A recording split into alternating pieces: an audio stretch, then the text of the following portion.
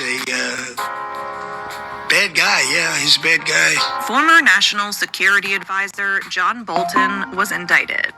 That's where we're starting the 7 from the Washington Post. I'm Hannah Jewell. It's Friday, October 17th.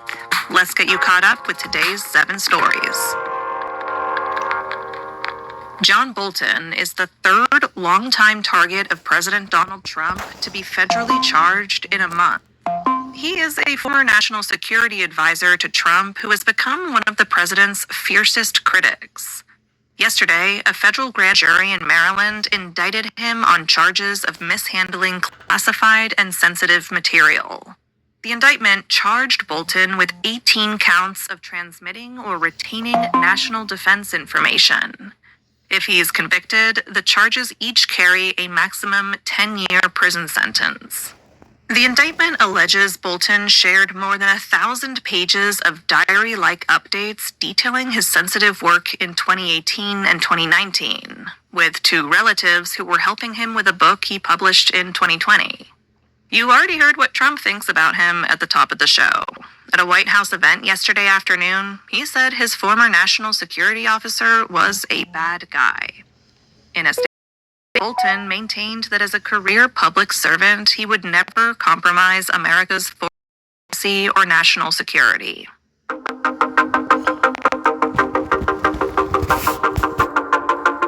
President Trump will meet with Ukrainian President Volodymyr Zelenskyy at the White House today. That's number 2.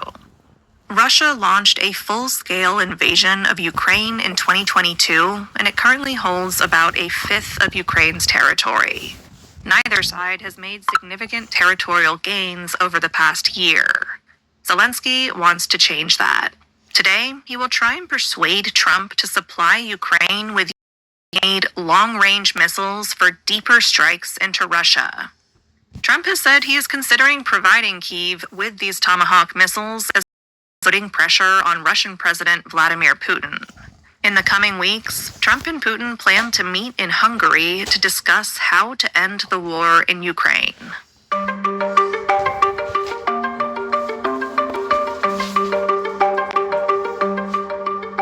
Number 3. ICE is ramping up its surveillance capabilities. ICE has been on an intensive nationwide campaign to find and deport undocumented immigrants. Now it's beefing up its operations with advanced technology. The Post reported this morning that the agency has signed contracts in recent weeks for technologies that can identify people by their irises or facial features. It will also allow agents to monitor people's cell phone activity, social media posts, and physical movements. Documents show that some of the technology may also be used to target what the Trump administration sees as anti-ICE extremist groups. Late last month, Trump declared Antifa a domestic terrorist organization. Democratic lawmakers, civil rights watchdogs, and former officials have expressed their concerns about the move.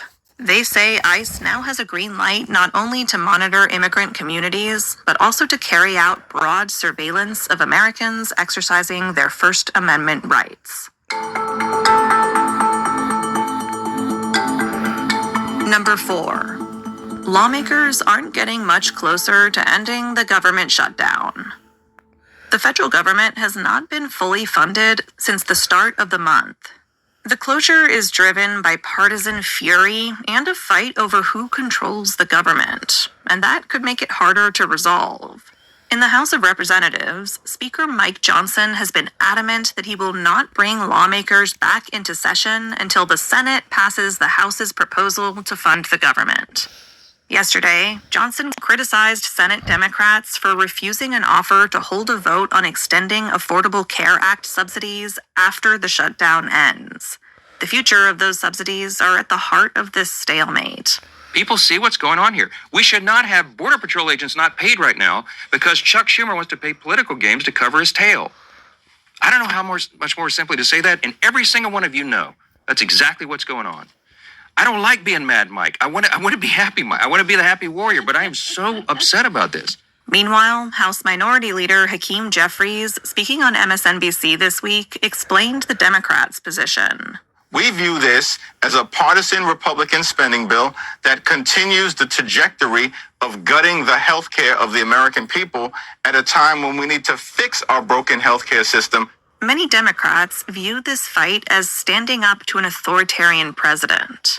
For Trump's team, it's about establishing the president's right to full control of the executive branch and trying to gain more power over federal spending.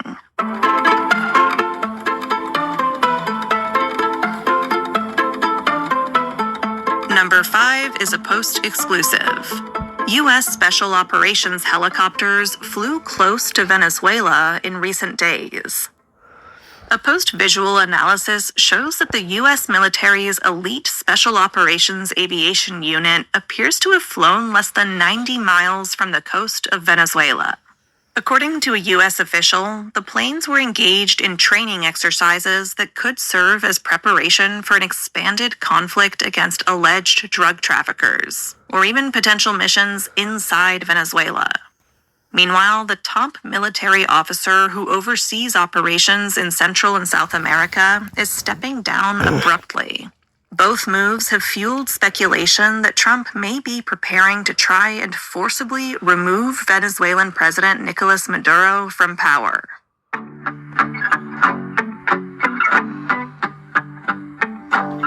The Trump administration announced 2 new initiatives that could broaden access to IVF and fertility drugs. That's number 6. New guidance will encourage employers to offer fertility benefits to employees, in the same way they offer dental or vision benefits. However, the government will not mandate that they do so, nor will they provide subsidies to help pay for the policies. Trump also announced yesterday a new arrangement to substantially reduce the price of Gonal F. That's a fertility medication used in IVF cycles. Thousands of people use IVF to have babies each year, and Trump had promised to mandate coverage for the process. Broadening access to IVF was one of his pledges during the 2024 presidential campaign.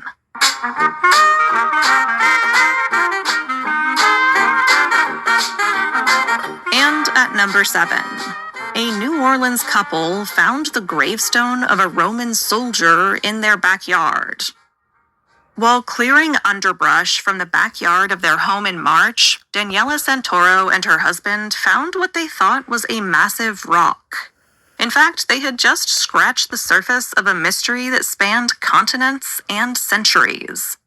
They had uncovered the gravestone of Roman soldier Sextus Congenius Verus. He died 1,900 years ago. It turns out his gravestone had been missing from Italy, where a museum had lost the artifact after it was bombed in World War II. You can see this piece of history for yourself in our newsletter today. And this weekend, maybe you should take a minute to check your garden for any ancient artifacts.